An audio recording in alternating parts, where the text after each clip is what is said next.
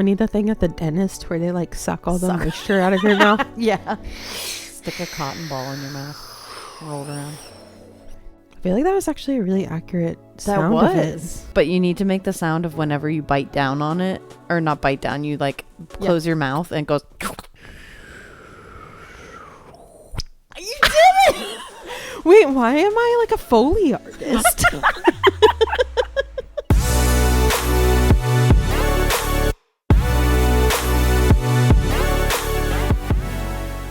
Hello, everyone, and welcome back to the Ride Home Podcast. My name is Abby. Hey guys, it's Caitlin. I am overjoyed. I'm over the moon that we get to do this episode. I know. We went to #Regal, #Love You Regal, Sponsor us. Sponsor us. We went to another Regal. I always mess it up. Is it Mystery Movie Monday or is it Movie Mystery Monday? I think it's Mystery Movie Monday. I definitely fucked that up on our Instagram. It's fine. It's fine. They still know that we love them. Yeah. We went to another Regal Mystery Movie Monday, and we thought, based on like the rating and the length of the movie, that it could be two things. Mm-hmm. One was something we really wanted to see, and the other was something that we didn't want to see, to the point that we had a backup plan to sneak out and go see No Hard Feelings again. Yes. if it was this movie. Had a whole strategy if it was the other one. Yeah. So we did not want to see Strays, which is a live action talking dog comedy about stray dogs. That's like, I don't even know how to explain. It's like, just like, I feel like it's sort of like the same vein of humor as like Ted. Yeah. Like, you just already know that there's going to be like 40,000 jokes about like smelling butts And balls and wieners and just yeah. You just know the whole just movie is going to be that. bitches and all the stupid little dog puns and body part. Ugh. So we were just crossing our fingers that it wasn't going to be Strays, and that it was going to be A24's new horror movie, Talk to Me, which you showed me this trailer. Like, you sent me this trailer first, which usually I'm like the person showing you trailers. Usually you're the trailer person. I know. I'm usually hounding trailers. I was hot on the case on this one. So you sent me this trailer, and I think like as I was watching it, my jaw was just like on the floor. Like, I was just like, oh my God. I was immediately like, I can't wait for this to come out. I have to see this movie. And so the concept of like potentially being able to see it early, like a whole 2 weeks before the rest of the United States gets to see it, was very exciting potential possibility for me. When we got into that theater and there was an A24 trailer playing, my heart literally started like thumping. Like, I was like, oh my God, it's gonna be Talk to Me. You looked at me and you were like, it's an A24 trailer. And then they played a second A24 trailer, and I was like, oh boy, it's gotta be. And they weren't gonna play A24 before Strays. No, they definitely weren't. But before you got in there, because you came in a little bit after me, because you went to the bathroom first. So when you came in and you were excited about A24, I was like, I don't want to tell her that like there was like the Meg and some very other weird ones that I hadn't seen yet that kind of would go with Strays. Oh no. And so I was like, I'm not going to say anything, because if I'm right, we're just gonna jump. This whole night is done. Yeah, the whole night is ruined. Then there's no point of saying anything. Right. So, lucky for us, it was Talk to Me. It was Talk to Me. It was Talk to Me. And first of all, when we saw the first Mystery Movie Monday, where it was Sisu, I felt like the energy of the crowd was a lot more like boisterous, like right from the get-go, like right off the rip. When we walked in, people were like, it felt like you were walking into like a movie scene. Like, there's like popcorn flying in the air, and like people like in blankets and t-shirts and stuff like that. And so I was expecting the same thing, but when we walked in, it was like a very normal theater group. But the weirdest thing was like who was in the theater. Yeah. Because this movie said right off the, like, it just says it on the ticket that it's rated R. And it even has like a giant symbol like on the logo for Movie Mystery Monday of like what the rating of the movie is, because I feel like that's an important piece of information. Yeah. There were so many kids in our theater. A lot. First of all, any rated R movie is going to be bad for that age group to see.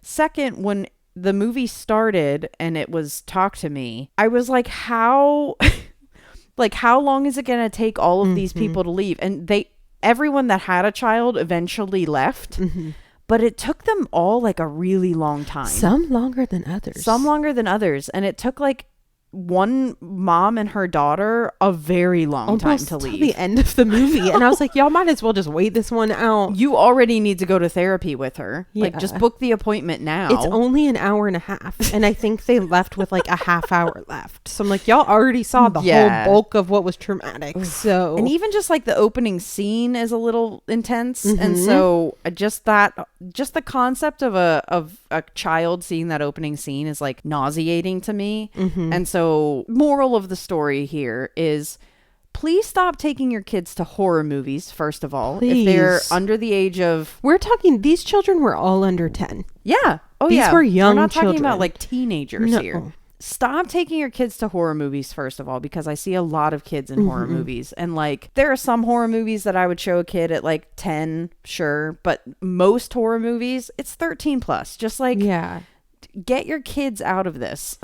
What are you doing? It made me so uncomfortable. And what made me the most uncomfortable was how long they stayed in the movie. I will also add that multiple adults walked out. Adults left. And there was like this one like old lady that we saw who like, she sat through Sisu. I remember her with her little blankie, and like Talk to Me was a little too much. So if adults are leaving and adults are thinking like, hey, this is too much for me, maybe, just maybe, your 8-year-old daughter should not be in this. Really not be seeing that. Anyways, there was a lot of commotion at this particular Mystery Movie Monday. But in a different way than the first one. I don't know. The first one, like, I felt like I was entering a fan club. This one, it just felt like no one knew why they bought a ticket there. And they just all showed up and were just like, well, I guess we'll just see this movie. Figure it out. So yeah, we did see Talk to Me. This movie is directed by Danny and Michael Filippo, who we didn't really know much about them, like at all, period, basically. But after like a tiny bit of research, we have discovered that they are YouTubers. And so they actually had a very popular YouTube channel with like 6 million subscribers. And you basically called it the Australian Jackass. Like, it looks like it's just like... It's exactly what it looks like. Like pranks and like body stunts and like kind of like amateur filmmaking, basically, in your backyard. Right. With your pals. What a Jackass is, but in Australia. But the most interesting thing that we've discovered about them is that they both worked on The Babadook, which is a very good, highly suggest if you haven't seen it, horror movie that came out of Australia a couple of years ago. But this is their debut film. So it's their directorial debut, and one of them was one of the writers. Correct. I believe Danny was one of the writers. Danny was one of the writers, yep. So do you want to give us a spoiler-free synopsis? I sure will. When a group of friends discovers how to conjure spirits by using an embalmed hand, they become hooked on the new thrill until one of them unleashes terrifying supernatural forces.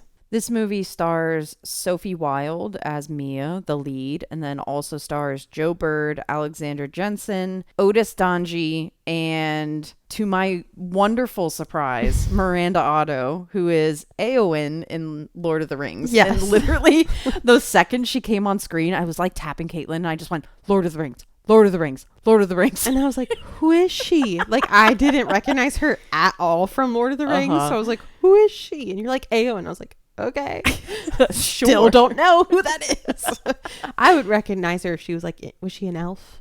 No. Oh. She was, the love triangle of Aragorn and Arwen and Éowyn. Éowyn's the blonde who's a woman. She's just a person, like a regular person from Rohan. And she's the one that goes into battle dressed as a man. You don't remember? Did you like black out during Lord of the Rings? It's been a while since I've seen it. Okay, well, we need a rewatch apparently. Yeah, I need a little bit of a refresher. But anyways, Miranda Otto is in this movie, and I was very excited to see her because it was just lovely seeing a familiar face. I guess she's Australian. Yeah, who knew? Yeah. So we are going to do a no spoiler section for this because I know a lot of people will not be able to see this for a couple of weeks. So we are going to give our spoiler free review, and then obviously you'll hear the elevator music, and then we will talk about our review with spoilers. So if you want to listen to the first part and then go see the movie, and then you can come back to us, or however you want to listen to it. But I promise that we will not give spoilers at the beginning of this episode. Okay, so I'm switching it up. Taking the reins here. I'm taking over. I am the captain now. I'm taking over because I want to do something. All right. Because you love all things horror. You were so excited for this movie. I was the only person in the theater that like reacted to the titles when when they announced what it was. You should have said "talk to me" like out loud or something, or went "yeah." I think I did. I think I did a fist pump a little bit. You held your composure. It was kind of like when Dwight sees the fire truck in the office. Like I kind of just like like a little fist bump. Yes, because of all of the hype.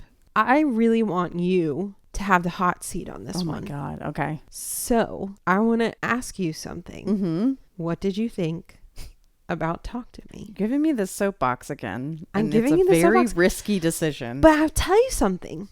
This is one of the few times that I actually want you to have the soapbox. Okay. All right. Well, set a timer on your watch. Okay, yes. Because I can get a little carried away. Let's go ahead and do that. Let's set a timer because I also have to share my thoughts. But yours come first. Okay. So the timer's begun. Okay. The floor is yours. I'm sweating a little bit. Okay. Have you prepared your PowerPoint? No, I haven't. I usually like bounce off of you, so I'm like not ready. I'm not prepared. It's okay. I'll off the cuff. All right. First thoughts. My first thoughts about this movie are incredibly dramatic thoughts. Okay. This movie is my favorite horror movie since Hereditary. Oh shit. And it is also up there potentially in my top 10 favorite horror movies of all time. Whoa. From the moment it started, it just had this energy to it. The opening sequence, it just reminded me of like some of those really iconic opening horror sequences that like scream and just there are these horror movies that stick in your brain. And this was one of them that just like from the moment it started, there was just an energy, there was a vibe, there was a terror, there was a creepiness, but there was also like a quality production. Like you could tell from the beginning that whoever was making this movie knows what they're doing. And the fact that this is a debut directorial film for two people, obviously they have like a lot of background in creating content, but they haven't made a feature film. And I think it's very obvious that they do have experience working on a film, especially of a horror film, because I was impressed with the acting, the direction, the cinematography, the practical effects, the special effects.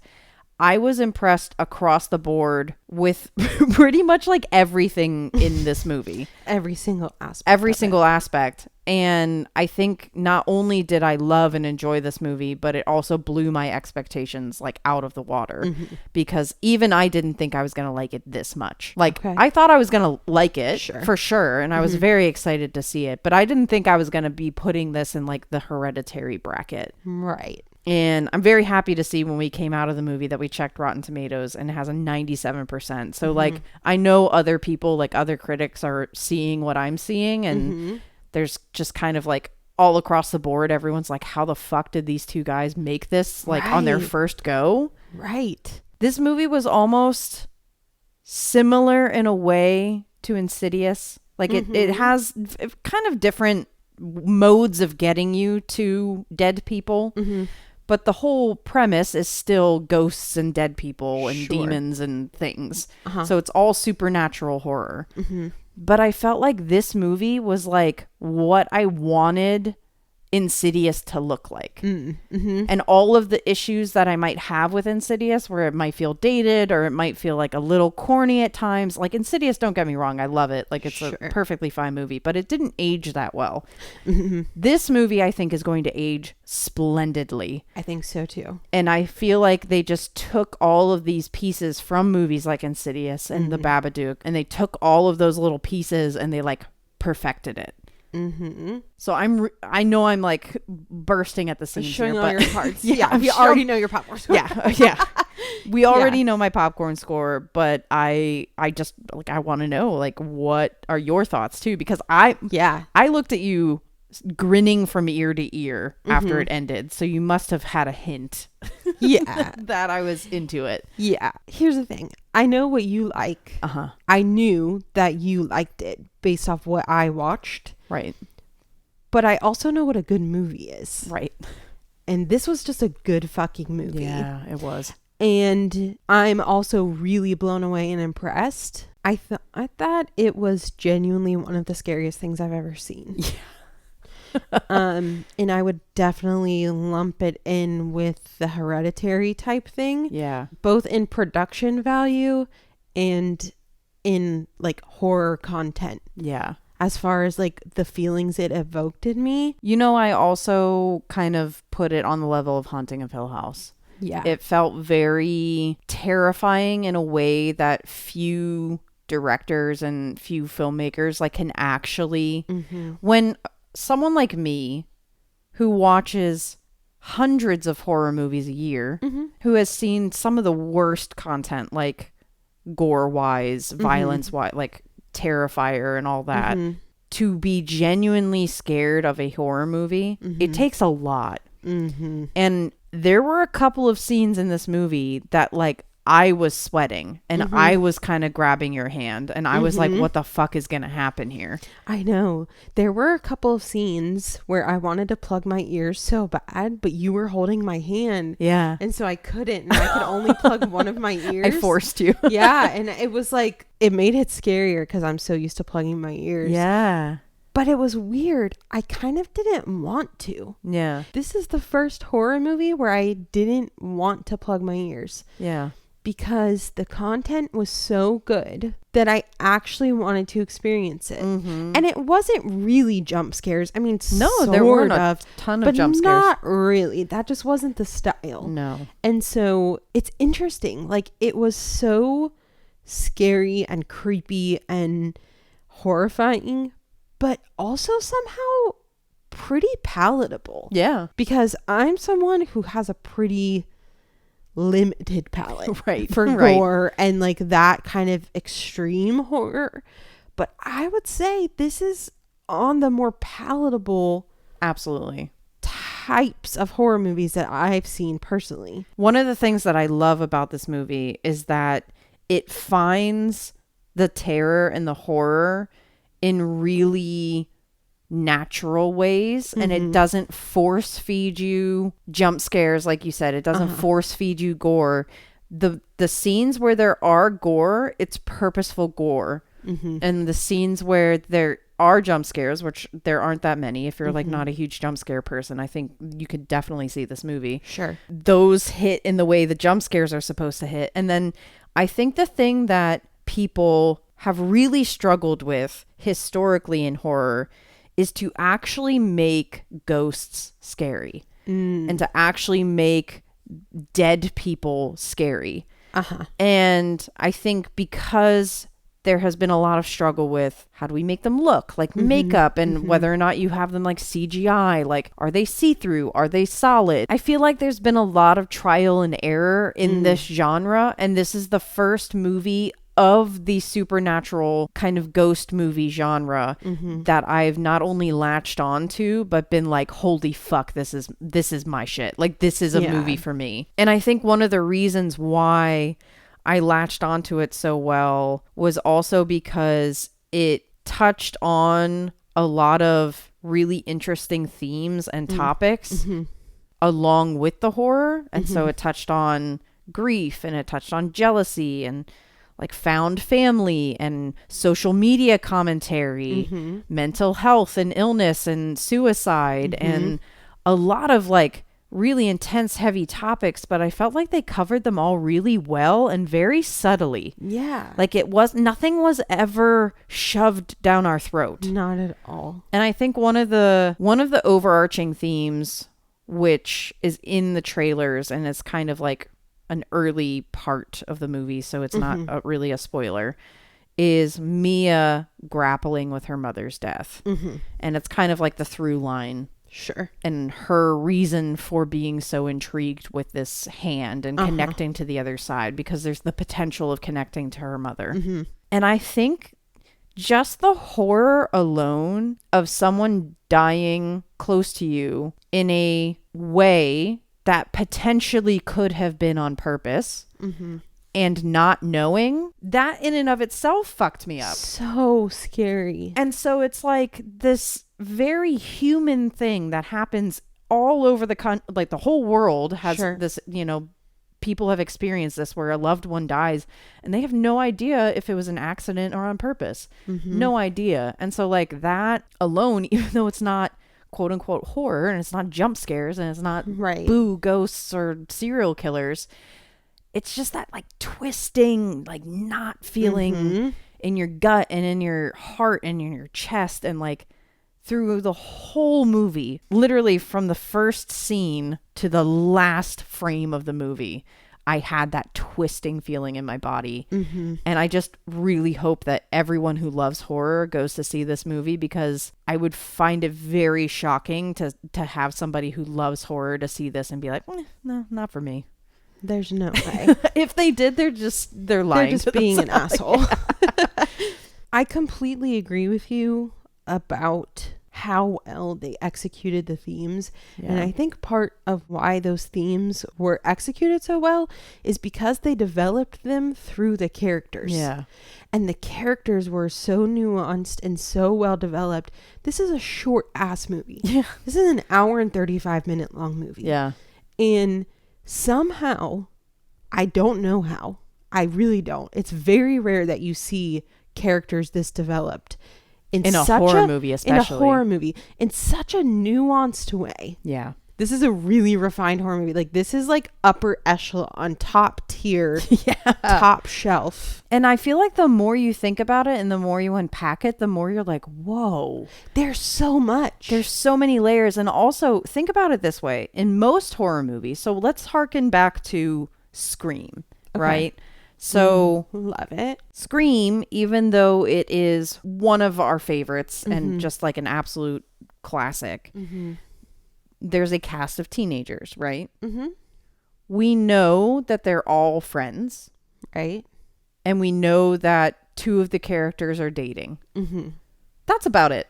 Pretty much it. The reason why I say that is because this film has a cast of teenagers, but you know everyone's relationship to everyone. You know what type of a relationship Mia and her best friend have, what relationship Mia and her best friend's little brother have, the type of relationship Mia and her best friend's mother have. Dude, which is like all so relatable also. And I think because like brothers made this, they probably have a shit ton of shared experiences. And there's something to be said about that. I think that worldview, and I think that is possibly like the heart of this movie.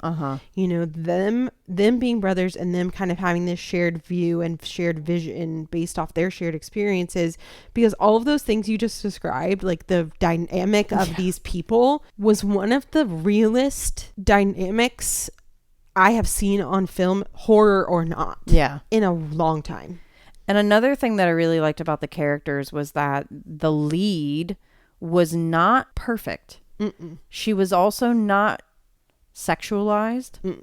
She was also not made to be a heroine. Not at all. And so it was a really nice switch from what we see in horror, where a lot of the lead girl is this sexy bombshell. And it's like the final girl. And, you know, obviously, like, I'm a horror I love that shit. So like, yes, I love a final girl movie, and I'm not putting those down, but I loved seeing a main lead who you had to kind of get to know.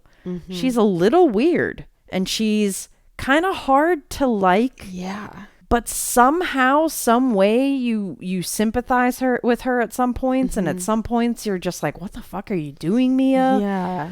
And I think having a lead that was so complex was such an elevation from most horror that we see. And I just really appreciated the development of her character and every character around her. But I was just shocked at how much they were able to fit into that time period for each individual character. I feel like we got to know the whole cast very, very well. Even Miranda Otto's character, who she's not in it that much, but we get a 100% 360 degree look of how she is as a mother and her relationship to each of her kids and how it differed. And it's just crazy. Like, how did they do that? I don't know. I really don't know. Like, some people struggle to do that in dramas. Like, That's some what people, I'm saying. Like, without, like, outside of the horror genre.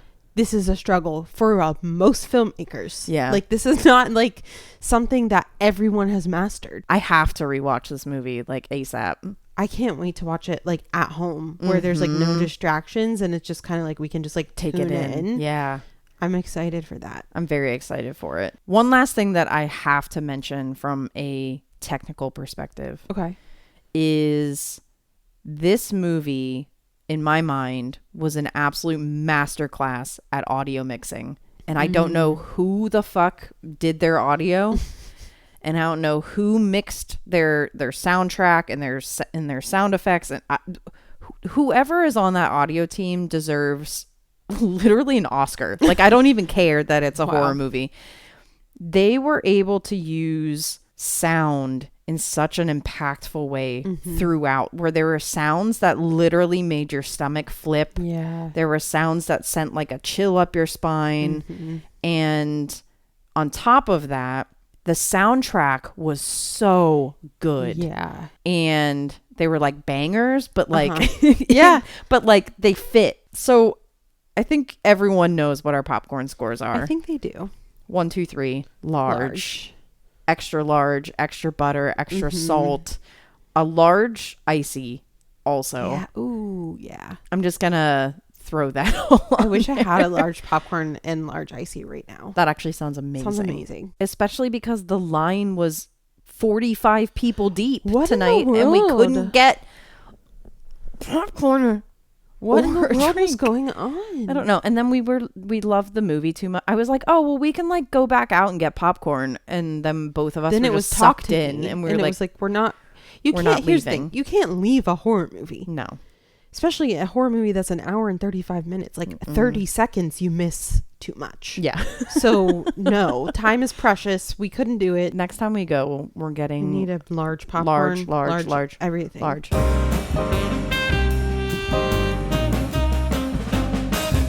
Welcome back to the spoiler section of the podcast. I'm going to say it again.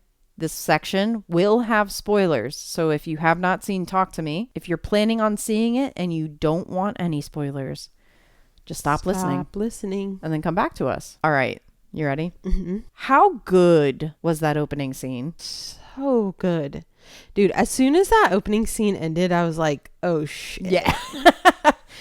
It basically like kicks off with a house party, and a brother is like searching a house for this his other brother, basically. And just the energy of this party, the sound, like whatever like music they picked was like, it was just like a regular like party track or like club music, but for some reason it was like disturbing a little bit. It was like a little, I don't know if there was like some dissonance or something. Yeah.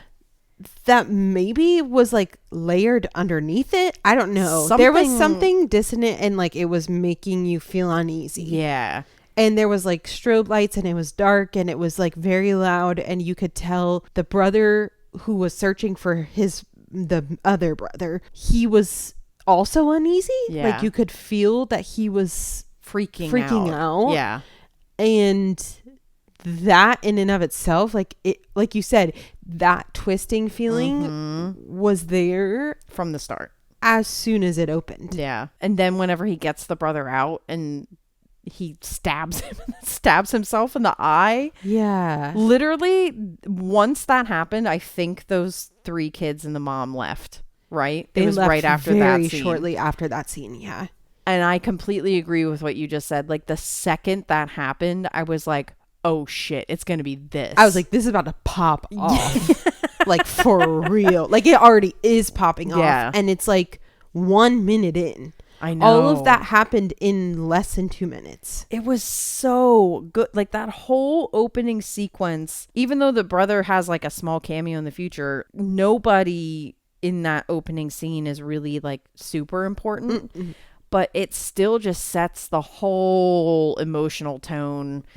And from that moment on, like, your heart rate is up, and it never came down. I was going to say, that was like the ultimate foreshadowing. Yeah. Also, like, it was just like, shit's going to pop off, and we're popping it off. Like, it's literally happening. And I would say that scene is as iconic as the opening scene of Scream. Oh my God. Holy shit. To me. That's big. Like, I think it had the same effect on me. Yeah. It definitely made me think of Scream. Yeah. Like, it definitely made me think of, like, there are a few scenes that make you feel like that, especially like opening scenes, and you remember them so vividly. Yeah. And even like, this isn't a horror movie, but the opening scene, do you remember the opening scene of Jumanji? Yeah.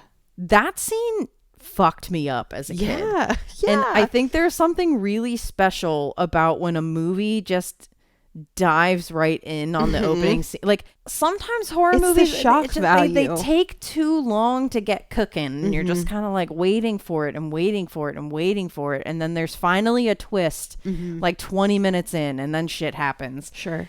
And I love the idea of just like diving right in, punching right in, and just accepting, like, this is what this movie is going to be like right away. That feeling of just shock and terror and confusion and all of that was even just like doubled and tripled throughout like other scenes in the movie. Like when Riley starts hitting his head on the table, oh shit, while he's like under, I don't even know how to say it, when he's let the spirit in, I was just like, what in the fuck is happening? Yeah. And it kept going and it kept going and it kept going, and I was like, is he about to kill himself right now? And then he almost pulled his eyeball out of the socket. Dude, I had to look away, so I don't know what happened after that. They stopped him from doing that? They stopped him from doing that. Okay. Yeah.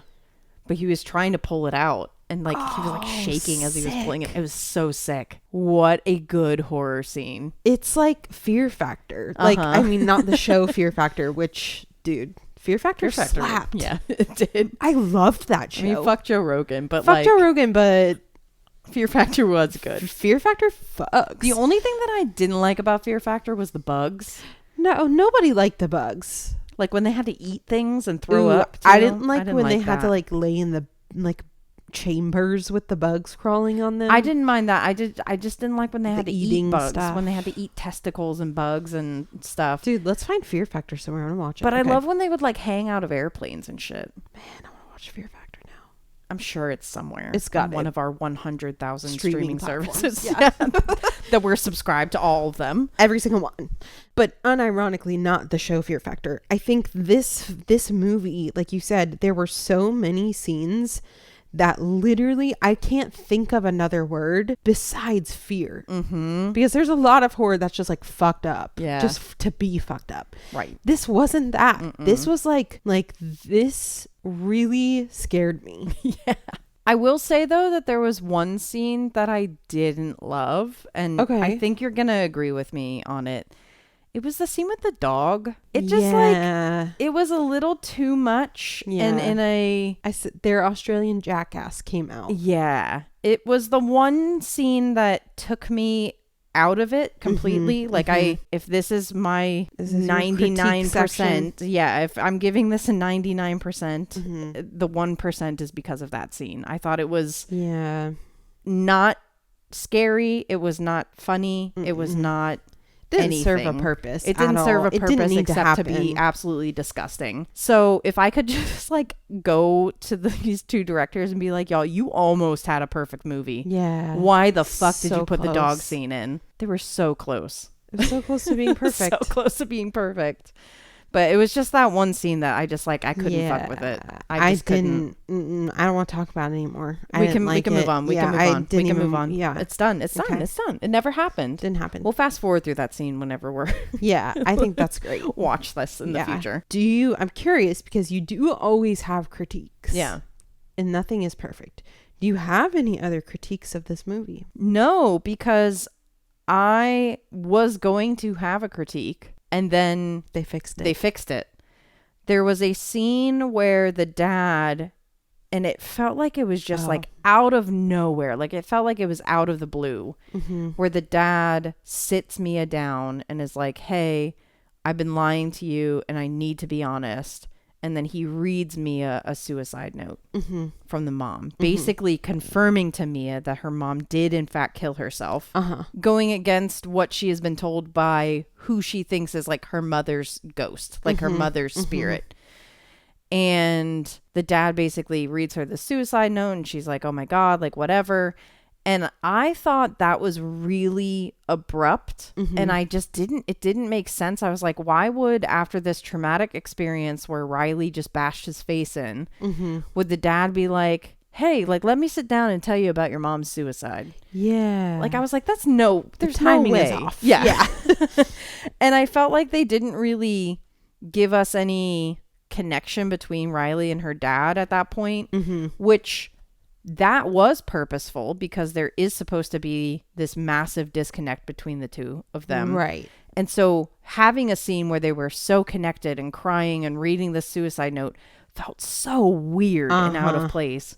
But then they fixed it because we found out that the dad was not actually the dad. And a ghost was pretending to be the dad and fucking impersonating with her. her dad. Yeah. And I think I'm also curious to see what you think. Okay. Do you think that she was actually talking to her mom? Okay, so this is what I was just going to ask you because you said who she thinks is her mom. I'm leaning towards it's not her mom. I don't think it is either. I think it was like a manipulation tactic. I think so too. From the spirit realm. realm. Think so too. I think what it was, they sort of set this up with a couple of characters. The spirits that connect, that are conjured from this embalmed hand, are preying on weak people, are preying on susceptible people, like Riley, because he's a little kid. Right. Well, he's not a little kid, but he's younger than all the other kids that are doing this.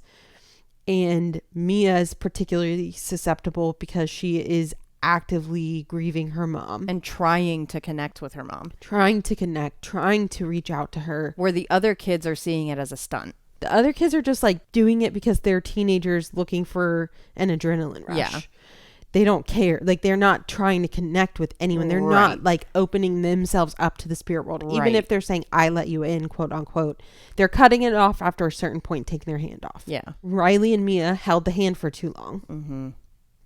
Longer than anyone else. It was like the dualities of what could happen. Like Riley just got fucked up and like was literally possessed. Yeah. And then Mia sort of was possessed in a different way, like in a more like insidious way.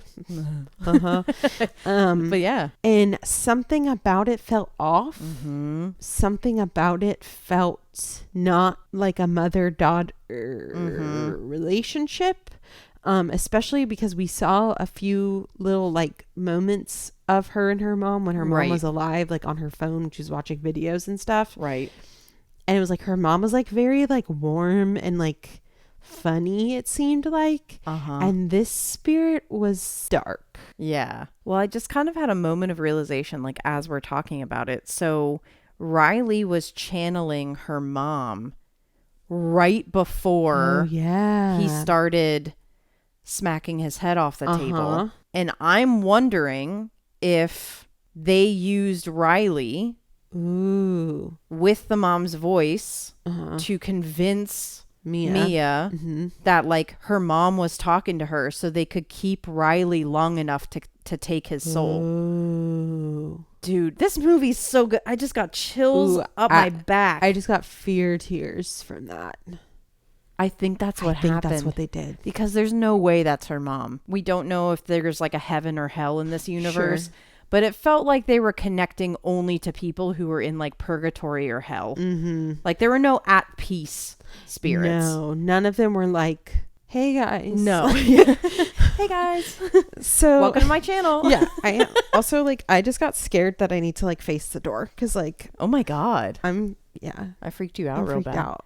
I feel like if we watched it again, but I just remember feeling like very uneasy when her mom was talking to her. It didn't feel like, you know what I mean? Mm-hmm. Like it didn't feel like she was coming back and being like, I'm so sorry. Like she was saying, felt like I'm a so trance yeah. almost. She was like, she was saying, I'm so sorry. I'm so proud of you. Like all of those things, something about the inflection and just her demeanor in general. Yeah.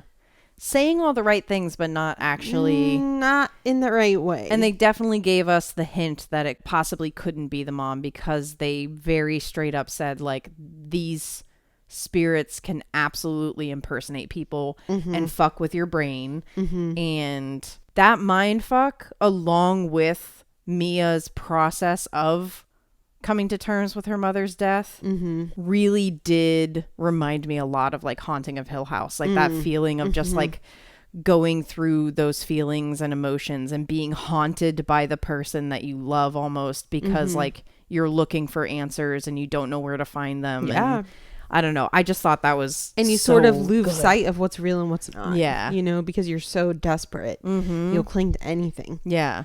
Yeah. And I'm going to throw out another realization that I just had. Okay. Was that when Mia dies, her mom is not there to greet her. Yeah. Which my thought is her mom is in heaven. Oh.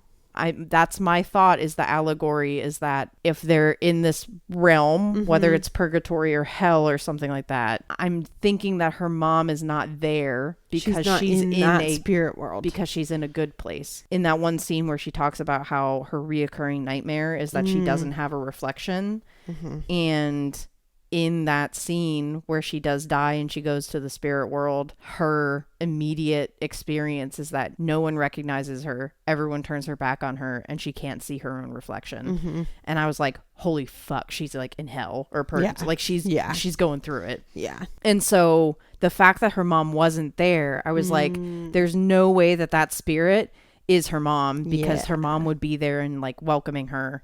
Dude. Yeah.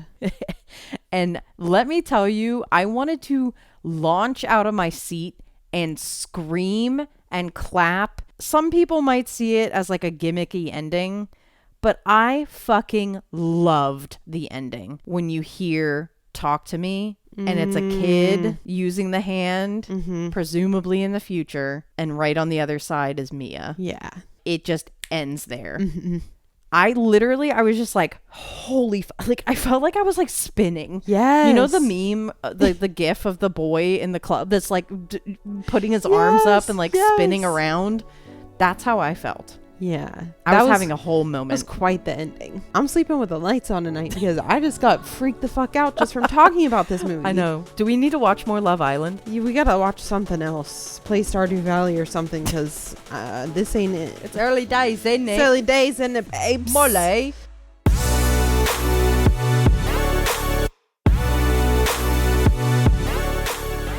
Well, that just about does it for us. We're going to go find some activity that can calm Caitlin's nerves.